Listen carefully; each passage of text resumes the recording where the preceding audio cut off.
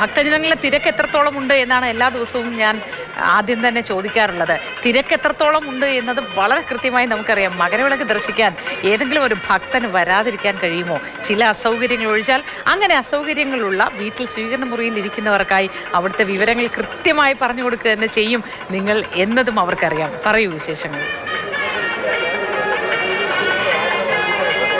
ശബരിമല സന്നിധാനത്ത് തിരക്ക് എത്രയുണ്ടെന്ന് ചോദിക്കുന്നത് തന്നെ അത്ര അല്ലേ, അതിനൊരു പ്രാധാന്യവുമില്ല. കാരണം തിരക്കില്ലാതെ എന്ത് ശബരിമല, പ്രത്യേകിച്ച് മകരവിളക്ക് ദിവസം അഭൂതപൂർവമായ തിരക്കെന്നൊക്കെ നമ്മൾ ചിലപ്പോൾ പറയാറുണ്ട്. പക്ഷേ ശബരിമല സന്നിധാനത്ത് ഇത്രയും ജനനിബിഡതയില്ലാതെ, ഇതൊരു കാനന ക്ഷേത്രമാണ്, വൃക്ഷ നിബിഡമാണ് ഈ സന്നിധാനം, അത്രയും തന്നെ ജനനിബിഡവുമാണ്. നമ്മൾ ജനസാഗരം എന്ന് പറയുന്നത് പോലെ ജനനിബിഡമായ ഒരു വനപ്രദേശമായി, മനുഷ്യ വനപ്രദേശമായി മാറുന്ന ഒരു ഘട്ടം കൂടിയാണ് ഈ ശബരിമല താഴ്വാരം. 18 മലകളുടെയും അധിപൻ ഇവിടെ വസിക്കുകയാണ്. അദ്ദേഹത്തിന്റെ ഏറ്റവും പ്രധാനപ്പെട്ട ചടങ്ങുകൾ നടക്കുന്ന ദിവസമാണ്. അപ്പോൾ ഈ ദിവസം ശബരിമല സന്നിധാനത്തെ സർവ്വവിശേഷങ്ങളും പ്രേക്ഷകരിലേക്ക് എത്തിക്കാൻ മാതൃഭൂമി ന്യൂസിന്റെ സംഘവും സർവ്വസജ്ജമാണ്. ഇപ്പോൾ ഉഷപൂജ സമയമാണ്. സന്നിധാനത്ത് പ്രത്യേക പൂജകൾ നടക്കുന്നു. നെയ്യഭിഷേകം ഇനിയും ഉണ്ട്, പക്ഷേ 10 മണി വരെ ഉള്ളൂ. അപ്പോൾ കണ്ണൻസ്വാമി അതിവിപുലമായ സജ്ജീകരണങ്ങളെല്ലാം പൂർത്തിയായി. ക്ഷേത്രം അതിമനോഹരമായി തയ്യാറായി കഴിഞ്ഞു. പുഷ്പാലങ്കൃതമാണ്. ഇനി തിരുവാഭരണ ഘോഷയാത്രയ്ക്ക് വേണ്ടിയുള്ള കാത്തിരിപ്പാണ്. അതിനു മുൻപ് മകരസംക്രമ പൂജ കൂടി ഉണ്ടല്ലേ? തീർച്ചയായിട്ടും എല്ലാവരും കാത്തിരിക്കുന്നത് ആ ഒരു തിരുവാഭരണ ഘോഷയാത്രയ്ക്ക് വേണ്ടിയാണ്. അവർക്കറിയാം ഏതാണ്ടൊരു 6:15-6:30 കൂടി മാത്രമേ തിരുവാഭരണ ഘോഷയാത്ര വരികയുള്ളൂ എന്നറിയാം. എങ്കിൽ പോലും ഇപ്പോഴും പാണ്ടിത്താവളത്തായാലും ഈ മകരവിളക്ക് കാണാൻ സാധിക്കുന്ന സ്ഥലങ്ങളിലെല്ലാം തന്നെ അവർ കാത്തിരിക്കുകയാണ്. തിരുവാഭരണ ഘോഷയാത്ര വന്ന് ആ തിരുവാഭരണ ഘോഷയാത്രയിലുള്ള ആഭരണങ്ങൾ, ഒരച്ഛൻ മകന് കൊടുത്തുവിടുന്ന ആഭരണങ്ങൾ ആ വിഗ്രഹത്തിൽ പൊന്ന് അയ്യനിൽ ചാർത്തി കഴിഞ്ഞു കഴിഞ്ഞാൽ അവർക്കറിയാം നേരെ പൊന്നമ്പലമേട്ടിൽ ദീപാരാധന. ആ സമയത്ത് തന്നെ ഇവിടെ ദീപാരാധന നടക്കും. ആ ദീപാരാധനയ്ക്ക് ശേഷമാണ് ആ മകരവിളക്ക് തെളിയിക്കുന്നത്. ആ വിളക്ക് കാണാൻ വേണ്ടിയാണ് ഇവിടെ ഇരിക്കുന്ന ആൾക്കാരെല്ലാം തന്നെ എത്തിയിരിക്കുന്നത്. എല്ലാവിധ ഒരുക്കങ്ങളും പൂർത്തിയായിട്ടുണ്ട്. ഇന്നും മകരസംക്രമ പൂജ നടക്കുന്ന 3 മണി കഴിഞ്ഞ് 8 മിനിറ്റ് ആ സമയത്താണ്. അതായത് ഉത്തരായണത്തിൽ നിന്ന് സൂര്യദക്ഷിണായനത്തിലേക്ക് മടങ്ങുന്ന സമയമാണ്. ആ സമയത്താണ് ഇവിടെ പൂജ നടക്കുന്നത്. കവടിയാർ കൊട്ടാരത്തിൽ നിന്ന് കൊണ്ടുവരുന്ന നെയ്യ് ഉപയോഗിച്ചുള്ള ഒരു പൂജയാണ് നടക്കുന്നത്. ഇന്നത്തെ പ്രധാനപ്പെട്ട 2 ചടങ്ങുകൾ എന്ന് പറയുന്നത് ഈ 2 കാര്യങ്ങൾ തന്നെയാണ്.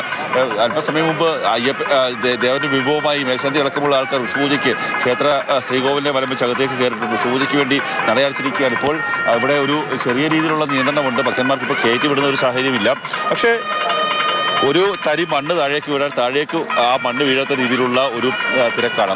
എല്ലാ വർഷവും മകരവിളക്ക് സമയത്ത് വലിയ തിരക്കുണ്ടാകുന്ന ഒരു സാഹചര്യം തന്നെയാണ്. ഇപ്പോൾ ഈ തിരുവാഭരണ ഘോഷയാത്ര ലാഹയിൽ നിന്നുള്ള യാത്ര ആരംഭിച്ചിട്ടുണ്ട്. അല്പസമയത്തിനുള്ളിൽ തന്നെ നേരെ വലിയാനോട്ടവും ചെറിയാനോട്ടവും കടന്ന് ഏതാണ്ട് 3 മണിയോടുകൂടി നമ്മുടെ ശരകുത്തിലേക്ക് എത്തും. അവിടെ നിന്ന് പിന്നെ സ്വീകരിക്കുക എന്ന് വെച്ചാൽ 5 മണിയോടുകൂടിയാണ്.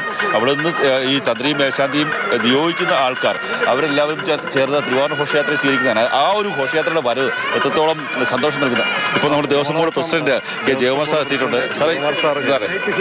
അതെ, ലൈറ്റ് ശരിയാണ്.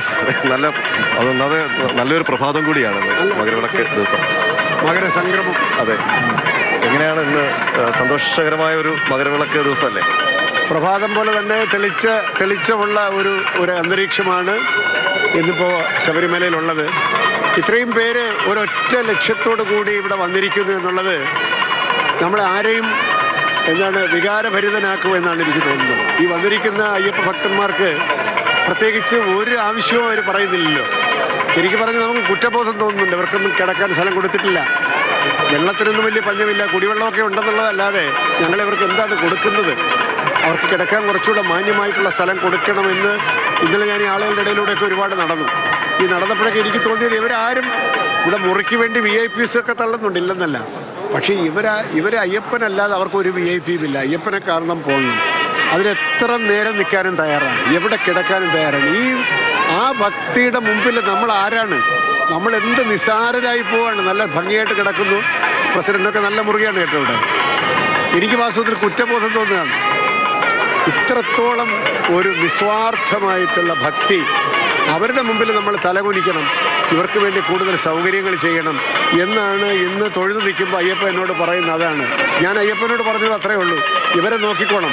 കിടക്കാൻ ഒരു പിടി മണ്ണ് കിട്ടി, അതാണ് അവരുടെ വലിയ സൗകര്യം. എവിടെയെങ്കിലും ഒരു വിരി വയ്ക്കാൻ ഇത്തിരി അച്ഛനും മകളും കൂടെ കിടക്കുന്നു, അമ്മയും മോനും കൂടെ കിടക്കുന്നു. എത്ര പേര് അടുക്കി ഒരു പരാതിയുമില്ലാതെ കിടക്കുന്നവരുടെ മുമ്പിൽ നമ്മൾ നമസ്കരിക്കണ്ടേ? അങ്ങനെ കിടക്കുന്നവർ ഏറ്റവും മനസ്സമാധാനമായി കിടന്നുറങ്ങുന്നത് ഈ ഭൂമിയിലാണ്. ആ യാത്ര അവരെ മുമ്പിൽ നമസ്കരിക്കുകയാണ് വാസ്തവത്തിൽ. അവർക്ക് എന്തെങ്കിലുമൊക്കെ ചെയ്തു കൊടുക്കാൻ സാധിക്കണം. ഇപ്പോൾ അന്നദാനം ഞാൻ നന്നാക്കിയത് വാസ്തവത്തിൽ ആ ഒരു ചിന്തയിലാണ്. കാരണം ഇവിടെ വരുന്നവർ, കേരളത്തിൽ വരുന്ന അവരുടെ പണമാണ്. അവർക്ക് നല്ല ഭക്ഷണമെങ്കിലും കൊടുക്കാൻ നമുക്ക് സാധിക്കണ്ടേ? മകരവിളക്ക് സാറിന്റെ ഇപ്പോൾ രണ്ടാം ദൗത്യമല്ലേ? ഞാനിതിനു മുമ്പ് പല പ്രാവശ്യം മകരവിളക്കിന് വന്നിട്ടുണ്ട്. സംഘടിപ്പിക്കുക രണ്ടാമത്തെ തവണയാണെന്ന് എനിക്ക് തോന്നുന്നു. സംഘാടനമൊക്കെ നല്ല ഭംഗിയായിട്ട് നടന്നിട്ടുണ്ട്. സുരക്ഷിതരായിട്ട് ആളുകൾ ഇവിടുന്ന് മല ഇറങ്ങണം. അത് അവസാനത്തെ ആളിറങ്ങി പോകുന്നത് വരെയും നമുക്ക് ഉള്ളിലൊരു ചെറിയ ഒരു സംഘർഷം ഉണ്ടല്ലോ. പിന്നെ അയ്യപ്പനിൽ സമർപ്പിച്ച് നിൽക്കുകയാണ്. എല്ലാം ഭംഗിയായിട്ട് നടക്കും. ഈ ആളുകളെ തൃപ്തരായിട്ട് അവർക്ക് ഇറങ്ങിപ്പോകാൻ സാധിക്കും. ഈ ദേവസ്വം ബോർഡ് പ്രസിഡന്റായിട്ട് ചുമതല ഏൽക്കുമ്പോൾ അങ്ങ് പറഞ്ഞിരുന്നു ശബരിമല സന്നിധാനത്തേക്ക് വരുമ്പോൾ ഒരു അയ്യപ്പ കീർത്തനം അങ്ങയുടെ തൂലികയിൽ നിന്നുണ്ടാകുമെന്നുള്ളത്. അത് പൂർത്തിയായി കഴിഞ്ഞു. ഇപ്പൊ അതിനുള്ള ഒരു മാനസികാവസ്ഥയല്ല. ഇന്നിപ്പോ ഞാൻ വേറൊരു കാര്യത്തിനൊരു പാട്ട് എഴുതാൻ ശ്രമിച്ചിട്ട് രണ്ടുപേരെയും വന്നില്ല. ഇപ്പൊ അതിനുള്ളൊരു മാനസികാവസ്ഥയല്ല. ഇത് കഴിഞ്ഞു പോയി കഴിയുമ്പോൾ നമുക്ക് കുറച്ചുകൂടെ ആ ഒരു ഡിവോഷനും ഒരു ഏകാന്തത കിട്ടി. ഇപ്പൊ എനിക്ക് തീരെ ഏകാന്തത ഇല്ലല്ലോ. എൻ്റെ മനസ്സിൽ തന്നെ ഒരുപാട് ഈ പ്രായോഗികമായിട്ടുള്ള കാര്യങ്ങളാണ്. ഏതായാലും ഇതൊക്കെ ഒരു വലിയ ഭഗവാൻ എന്നെ ഏൽപ്പിക്കുന്ന ഒരു വലിയ ദൗത്യമായിട്ട് കാണുകയാണ് ഞാനിത്. ഒരു നിയോഗം പോലെ കാണുകയാണ്. അങ്ങനെ തന്നെ ചെയ്തു തീർക്കാൻ എന്നെ അനുവദിക്കണമേ എന്ന പ്രാർത്ഥന മാത്രമാണ്. അതുതന്നെയാണ് അതിന് സ്വാമിശരണം. എല്ലാം ഭംഗിയായിട്ട് മുന്നോട്ട് പോകട്ടെ എന്ന് പ്രാർത്ഥിക്കുകയാണ്. നമ്മൾ സംസാരിച്ചത് ദേവസ്വം ബോർഡ് പ്രസിഡന്റ് കൂടിയായിട്ടുള്ള മുൻ ചീഫ് സെക്രട്ടറി മാത്രമല്ല, അദ്ദേഹം പ്രായം ഒരു നമ്പർ മാത്രമാണ് എന്ന് തെളിയിച്ച വ്യക്തി കൂടിയാണ്. അത്രയും കർമ്മനിരതനാണ്. അപ്പോൾ